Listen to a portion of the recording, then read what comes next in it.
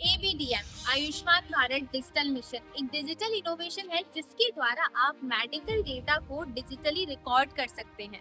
ABDM का main उद्देश्य है कि हर भारतीय नागरिक को, हॉस्पिटल्स को, बीमा कंपनीज को और अन्य स्वास्थ्य हितधारकों को जरूरत पड़ने पर इलेक्ट्रॉनिक रूप से किसी का भी मेडिकल रिकॉर्ड या स्वास्थ्य डेटा देखा जा सके। अब एबीडीएम की जरूरत क्यों है? कभी कभी पेशेंट जब डॉक्टर के पास जाता है तो अपनी मेडिकल रिपोर्ट भूल जाता है या उससे वो रिपोर्ट खो जाती है। अब रिपोर्ट खो जाने पर डॉक्टर को उसकी सही बीमारी का पता नहीं चल पाता, जिससे ट्रीटमेंट में दिक्कत आती है और मेडिकल एरर की चांसेस भी बढ़ जाते हैं। दूसरी ओर बीमा कंपनीज भी क्लेम को रिजेक्ट कर देती है, लेकिन एबीडीएम के माध्यम से हम इस प्रॉब्लम से छुटकारा पा सकते हैं। इसमें पेशेंट की एक यूनिक 14 नंबर की आभा आईडी बनाई जाती है, जिससे पेशेंट की या उसके मेडिकल रिकॉर्ड की पहचान की जा सके। ये कुछ ऐसा ही काम करता है जैसे आपका आधार कार्ड आपको भारतीय नागरिक बनाता है, लेकिन ये आभा नंबर आपके स्वास्थ्य रिकॉर्ड को आइडेंटिफाई करता है।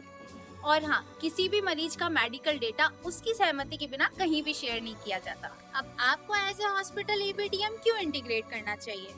एबीडीएम के माध्यम से हॉस्पिटल पेशेंट के लाभ कार्यों को भी ट्रैक और मॉनिटर कर सकते हैं, जो अलग अलग सरकारी योजनाओं जैसे पीएमजेएवाई, सीजीएचएस और अन्य राज्य सरकारी योजनाओं जो स्वास्थ्य नीतियों के अंतर्गत आती है। इसके अलावा एबीडीएम को इंटीग्रेट करने पर सरकार द्वारा एक शानदार योजना निकाली गई है, डीएचआईएस, डिजिटल हेल्थ इंसेंटिव स्कीम। ये एक सरकारी योजना है जिसमें डिजिटल हेल्थ सर्विसेज का उपयोग करने पर हॉस्पिटल को कुछ प्रकार के इंसेंटिव्स दिए जाते हैं। हॉस्पिटल्स द्वारा महीने में कम से कम 100 ट्रांजैक्शन यानी कि 100 पेशेंट के ट्रांजैक्शन एबीडीएम के द्वारा होने चाहिए, जिसके चलते पर पेशेंट हॉस्पिटल को 20 रुपए दिए जाते हैं। तो है ना कमाल की बात। ओवरऑल एबीडीएम हॉस्पिटल्स के लिए बहुत इंपॉर्टेंट है ताकि वे अपने हेल्थ केयर डिलीवरी सिस्टम को आधुनिकीकृत करें, रोगी के परिणामों को सुधारें और भारत में बदलते डिजिटल स्वास्थ्य परिदृश्य में अपना योगदान दें।